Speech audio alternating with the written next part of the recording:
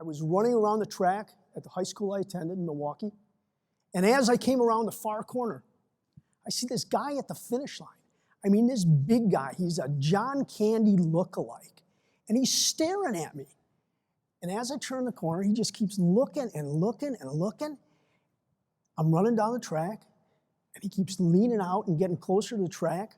I'm starting to get the creeps, so I'm veering out to the side, and I get about 10 feet away from this guy. And he jumps out on the track and says, "Hey kid, how much do you weigh?" And at the time, before I bulked up,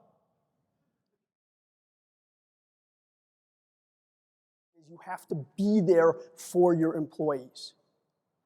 Your employees are going to show up, and they're going to say, "I've got an issue." And you've got to be there. You've got to listen. 20% of your employees at any given time have something going on in their work life that prevents them from optimally performing on the job. 20%. Think about that. I mean, what are some of the things that, daughter's pregnant, son's in a gang, daughter's pregnant and in a gang, who knows? When you're there for them and you work through issues with them, they come back and what do? They talk. They talk about the fact that the organization was there for them.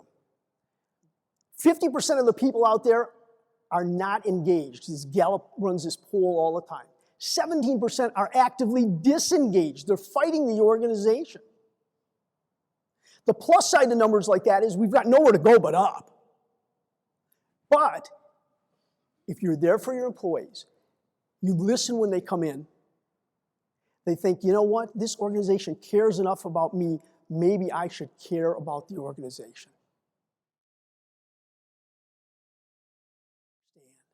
And he told me the most profound thing that I have ever heard, and I tell this to audience after audience. He said to me, "Jeff, visibility drives communication." Visibility drives communication.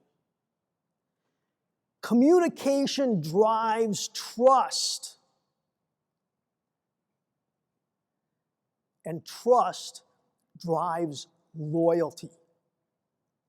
People don't quit people they're loyal to. They quit nameless, faceless organizations. I did a conference about 8 years back. It was right after lunch like this. I was doing a work group, and people were in a semicircle around me, and I'm watching these people, and all of a sudden one guy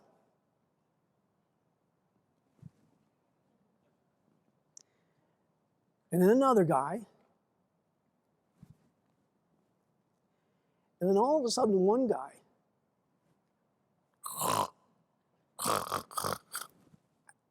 and I'm thinking to myself, I'm new at this. I'm not that good, but I'm not that bad. And then it dawns on me, I'm at a narcolepsy convention. Really, I was at a narcolepsy convention. I was speaking to a group of narcoleptics. It happens that my oldest son is a narcoleptic, and because of my background in human resources, they wanted me to come in and talk about, do you disclose under the Americans with Disabilities Act and all, one of these technical topics. No wonder they went to sleep. But yeah, when someone is snoring, you know that they're not listening. My deep, dark past, I was an interrogator in the United States Army. And when I was going through interrogation training, I was failing miserably. Instructor brought me in after one of my mock interrogations, said, "Jeff, sit down." And I'm thinking to myself, this is the end of the road.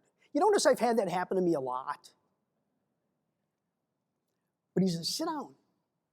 And he said, "That was the worst interrogation I've ever seen." He says, "What are you doing?" And I said, "Well, I thought I did this right." And he says, "Man," he says, "you were horrible." He says, "And you're better than this." Only a fraction of the people in the Army qualify to be in this MOS. We pick a handful of them. There are 24 people in this class, and 12 will not graduate. I'm thinking, boy, this is an uplifting conversation. And he says, but you know what? He says, you have what it takes to do this job. He says, you just got to do one thing, just one thing. I said, what's that? He says, ask a question and shut up. I said, what do you mean? He says, you ask a question, and in that time, that pregnant pause in between there, that 5 seconds,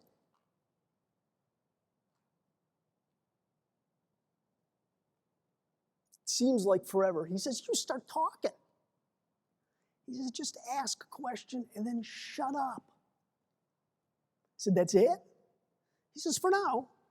And then he gets up, starts walking out the door, turns around and says, you can do this. You're better than what you're doing.